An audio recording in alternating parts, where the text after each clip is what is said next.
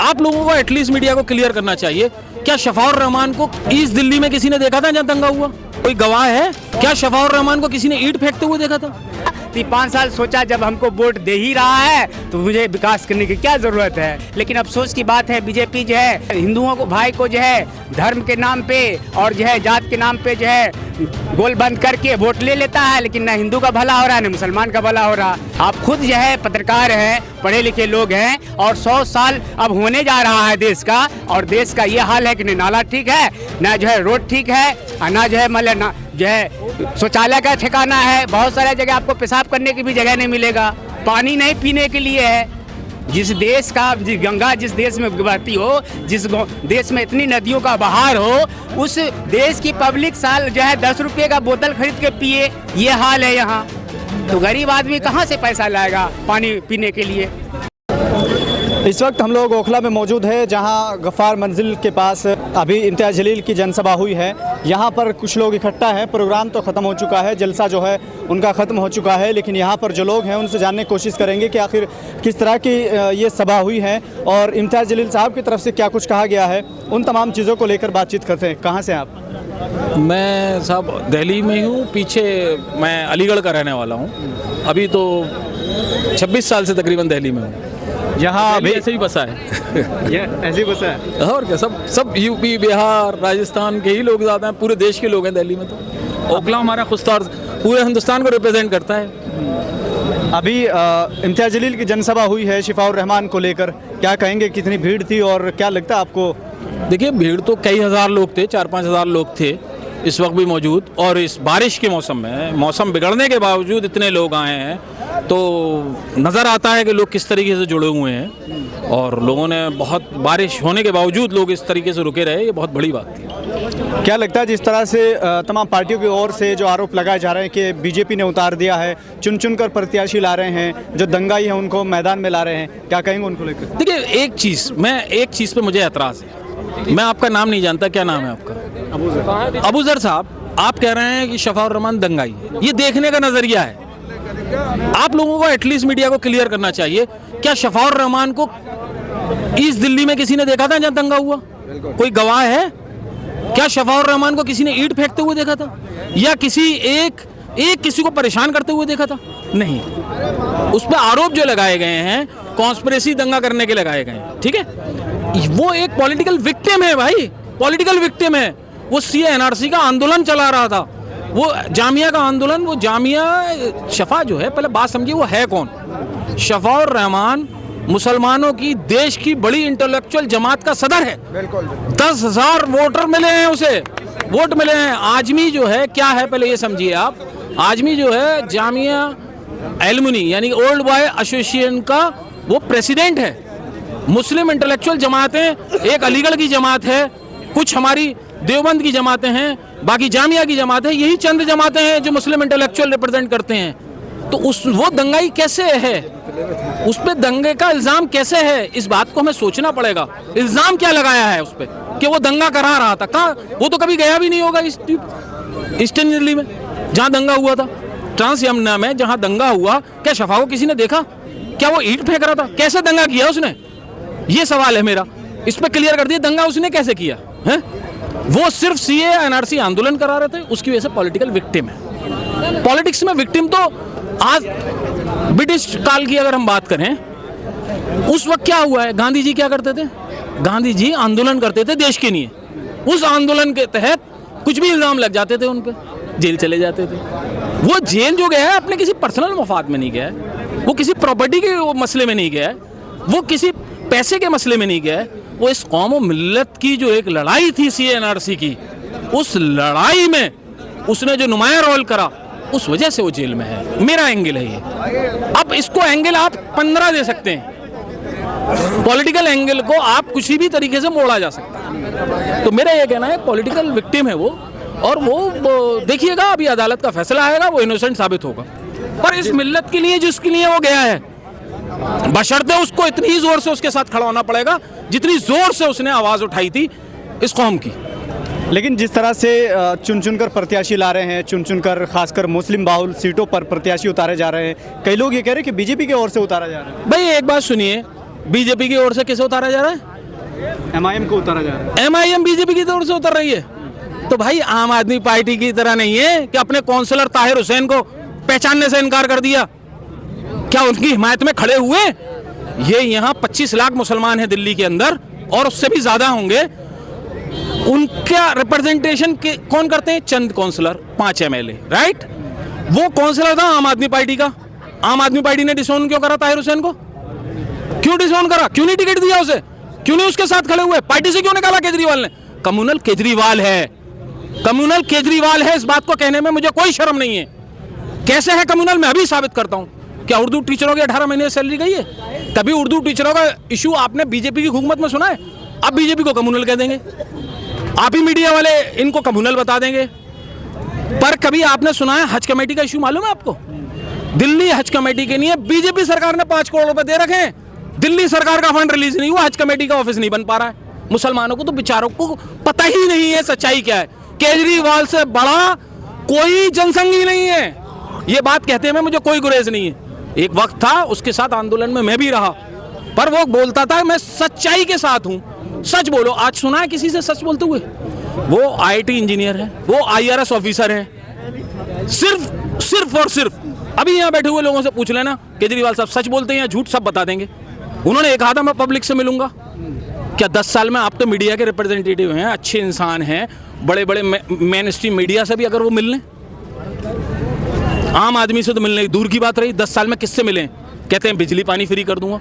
अरे बिजली दोगे तो फ्री करोगे, मीटर तक तो लगता नहीं, बिजली कहां से फ्री आएगी? लेकिन जनता को पसंद क्यों आ रहा है? अपने जरिए से ओखला के मैं 5 फ्लैट देता हूं जिनमें के मीटर लगवा दो, बिजली तो फ्री जब आएगी, मीटर लग जाए। अगर कोई खुद डायरेक्ट लाइट जला लेगा तो उस पर चोरी का केस और लग जाएगा। अरे भाई केजरीवाल कुछ तो शर्म करो। ओखला की गलियों को नालियों में बदल दिया है, ये तरक्की है। शीला दीक्षित कांग्रेसी भी नहीं हूं भाई मैं, कभी ये मत समझ लेना। जो सच है वो तो बोलना चाहिए। शीला दीक्षित CM थी, यहाँ पानी के काम के लिए 350 करोड़ रुपए आए थे। 350 करोड़ रुपए सैंक्शन है ओखला के लिए। क्या 10 साल का टाइम कम होता है कि ओखला की गलियों में पानी नहीं पहुंचा? ओखला की गलियों में पानी नहीं पहुंचा सरकारी, वो कम होता है। अगर गंदा पानी पी रहे हैं तो उसके लिए जुल्म जो है केजरीवाल का है।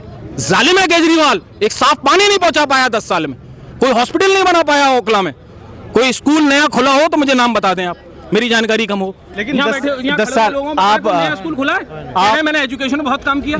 सिर्फ झूठ का पुलंदा है जिसका नाम है केजरीवाल।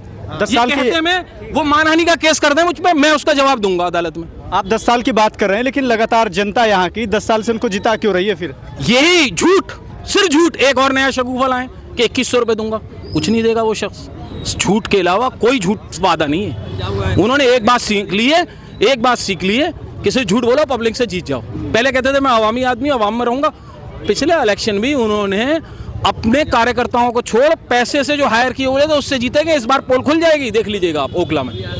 हमें ओखला से मतलब है, ओखला की आवाम किन किन चीजों के लिए परेशान है कभी गौर करिएगा। आप अगर रोड पे निकलिए, किस गली में रहते हैं आप? कहाँ रहते हैं? जाफराबाद में रहते हैं। ओखला की गलियां घूम लीजिए, जाफराबाद का हाल बताइए कितने रोड। जब गड्ढा देखता हूं तो मैंने कहा यही गड्ढा है वो जहाँ पानी मर रहा है। हम लोग दिखाएंगे, हम भी दिखा रहे हैं, वही आपसे बातचीत कर रहे हैं। जनता ही है, वही आपसे दिखा रहे हैं, वही चीज़ आपसे पूछ रहे हैं कि आखिर जनता कैसे उन पर विश्वास करे बैठी है जब 10 साल से लगातार वो जीतते आ रहे हैं और विकास नहीं हो रहा है। आप ये बताइए। एक सेकंड देखिए साहब, जनता ने कब जिताया था उन्हें? 2015 में। और जितने वादे किए थे वो ज़्यादातर झूठे ही थे।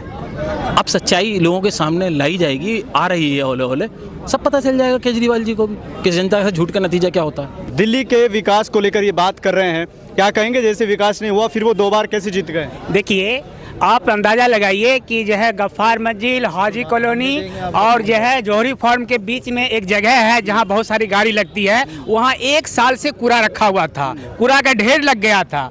और जब पत्रकार आया, हम पत्रकार के सामने हम लोग बोले, तब जाकर जो है वो सरकारी आदमी आया रात में और जो है कूड़ा जो है 2-3 दिन में उठा के ले गया।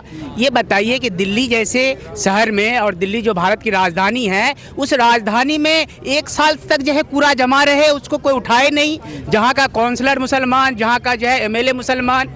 और दिल्ली में ऐसी रोड होनी चाहिए। इससे तो अच्छा हमारा बिहार में रोड है, मोहल्ले में, गांव में अच्छे रोड हैं। और यहाँ रोड टूटा हुआ है, पानी है, इधर नाला, उधर पानी, गंदगी। तो सवाल पैदा, पार्क नहीं है, पार्क में है, पार्क है भी तो पौधा नहीं है, खेल का मैदान नहीं है, बच्चे रोड पे जो है दौड़ रहे हैं, टकरा रहे हैं गाड़ी में, और विकास कहाँ हुआ है। सवाल पैदा होता है कांग्रेस ने इतना गलत रवैया अपनाया था जिसकी वजह से लोग तंग आके आम आदमी को वोट दिया कि भाई ये हमारा भला होगा। तो 5 साल में कुछ अच्छा काम किया, स्कूल को, एजुकेशन को अच्छा किया, हेल्थ को अच्छा किया, लेकिन 5 साल बाद जो फिर उसको चुना गया तो 5 साल सोचा जब हमको वोट दे ही रहा है तो मुझे विकास करने की क्या ज़रूरत है। फिर अपना जो है जो होता है राजनीतिक खेल खेलता रहा। इस बार केजरीवाल को भी पता चल जाएगा कि हम जो है हैट्रिक नहीं ले सकते हैं। और ये है कि कांग्रेस अपनी गलती का तो भुगत भोग ही रही है और जो है बीजेपी भी भोग रही है, लेकिन अफसोस की बात है बीजेपी जो है हिंदुओं को, भाई को जो है धर्म के नाम पे और जो है जात के नाम पे जो है गोल बंद करके वोट ले लेता है, लेकिन ना हिंदू का भला हो रहा है ना मुसलमान का भला हो रहा। अरे जब आपको कोई वोट देकर जिताता है एमएलए साहब, तो आप तो अपने फंड से और सरकारी बहुत सारे मंत्री से तो आपकी दोस्ती होती है, सारे मंत्रालय से कुछ कुछ फंड लेकर आइएगा तो आपका इलाका तो जो है जन्नत की तरह जो सज धज के तैयार हो जाएगी। लेकिन अफसोस की बात है कि आप अपने इलाके में आते भी नहीं और 1 साल तक कूड़ा पड़ा रहता है। ये क्या पागलपन है।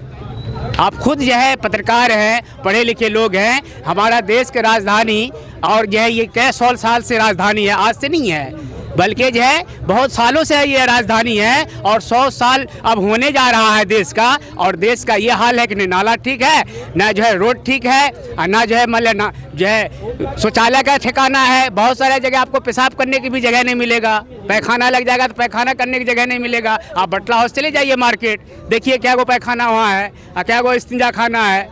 पानी नहीं पीने के लिए है। जिस देश का गंगा जिस देश में बहती हो, जिस देश में इतनी नदियों का बहार हो, उस देश की पब्लिक साल जो है 10 रुपये का बोतल खरीद के पिए। चाय दुकान में जाइए, चाय दुकान में आपको पानी नहीं मिलेगा, 10 रुपया का बोतल खरीदिए तब पीजिएगा। ये हाल है यहाँ। तो गरीब आदमी कहाँ से पैसा लाएगा पानी पीने के लिए। क्या कहेंगे, अभी इम्तियाज़ जलील साहब जो पूर्व सांसद है एमआईएम के, शिफाउर रहमान के समर्थन में एक जनसभा करके गए हैं, क्या लगता है यहाँ के लोग देंगे साथ? भाई देना तो चाहिए, क्योंकि यहाँ की जो आवाम है बहुत ही समझदार है। पिछले 2 इलेक्शन जो जितवाए हैं वो हमारे पास विकल्प नहीं है। हम ये सोचते हैं कि भाई अगर कांग्रेस नहीं तो आम आदमी पार्टी सही, और यहाँ की कंसिस्टेंसी के हिसाब से लोगों ने वोट किया और जितवाया। पहले इलेक्शन में जब अमानतुल्लाह खान जीते थे तो उस वक्त अगर कोई रिक्शे वाला भी खड़ा हो जाता वो भी इलेक्शन जीत जाता, जो उस वक्त हवा चल रही थी। इस बात को शायद आप भी मानते हैं और विटनेस भी किया होगा आपने। तो इस बार किसकी हवा है और इस बार अमानतुल्लाह के लिए कैसा रहने वाला है ये 2025 का चुनाव? देखिए अब क्या हो गया, एक पॉलिटिशियन जब बन जाता है और उसको लगने लगता है, जैसे साहब ने एक बात कही मौलाना ने कि भाई मैं इलेक्शन जीत जाऊँगा, गलत फहमी होती है। सबसे बड़ी बात यह है कि वक्फ बोर्ड जो है वो बर्बाद हो गया।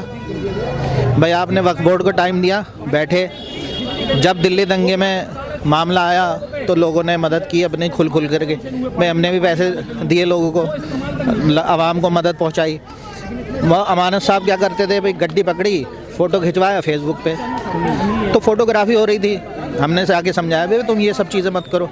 आम आदमी का पार्टी का जो फंड है वो यूज़ ही नहीं हुआ कहीं भी, कि दिल्ली गवर्नमेंट की तरफ से दिल्ली दंगों में लोगों को राहत पहुंचाने के लिए। क्या मुसलमान नहीं है क्या? इस यहाँ का जो नागरिक है, जो सिटीज़न है, क्या मुसलमान नहीं है? बिल्कुल हक है उसे जीने का। जब मुसलमान की बात आती है तो उस पर आप जो है किनारा कर लेते हैं। जब निज़ामुद्दीन मरकज़ जब बंद हुआ तो उसमें सबसे पहले FIR जो है साहब ने करवा दी, ठीक है। तो ये ड्रामेबाजी क्या हो रही थी कि LG के घर पे अमानतुल्लाह जाके खड़े हो गए और उन्होंने कौन आया पार्टी की तरफ से स्टैंड लेने? अगर आप सिर्फ और सिर्फ हेल्थ पे और एजुकेशन पे या इंफ्रास्ट्रक्चर पे काम अगर करेंगे तो वो किसके लिए? वो आवाम के लिए ना। और जो यहाँ की आवाम रहने वाली है वो मुसलमान, इत्तेफाक से मुसलमान है ज़्यादा मेजॉरिटी में, ठीक है। तो यहाँ पे एक मुस्लिम, एक बहुल इलाका है जहाँ से आप एज ए मुस्लिम सीट निकाल सकते हैं। तो अगर मुसलमानों में इतनी तहजीब और तमीज़ है तो वो क्या कर सकते हैं, एक सीट निकाल सकते हैं। और ये दिमागों में से एक गांठ निकालनी होगी लोगों को, क्या कि वोट कटवा पार्टी। वोट कटवा पार्टी नहीं है, सुन लें अब आप। वोट कटवा पार्टी नहीं है। अगर आपने ये तय कर लिया कि हमें एक सीट निकालनी है, अपना कैंडिडेट निकालना है और सबको एक तरफा वोट करना है, क्या एक तरफा वोट करके हमने अमानत को नहीं जिताया था? क्या सबने एक तरफा वोट डाल के सबसे पहले इलेक्शन में आसिफ मोहम्मद खान को नहीं जिताया था? हमने जिताया था ना यहाँ से। तो यही चीज़ आप शिवा के साथ अगर कर सकते हैं, क्या वो शिवा ने किसी के साथ गद्दारी की, बेईमानी की, लूट खसोट की? उसका एक रिकॉर्ड दिखा दें।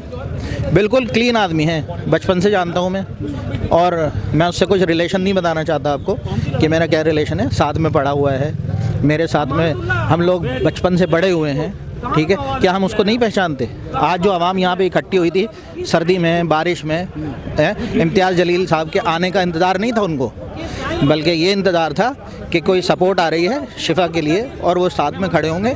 इंशाल्लाह उस चीज़ को, सीट को निकालेंगे यहाँ से। हर आदमी काम करेगा। अभी तो जैसे गफ्फार मंजिल में एक इंट्रोडक्टरी स्पीच हुई, मीटिंग हुई, ऐसी मीटिंगें तो बहुत होंगी।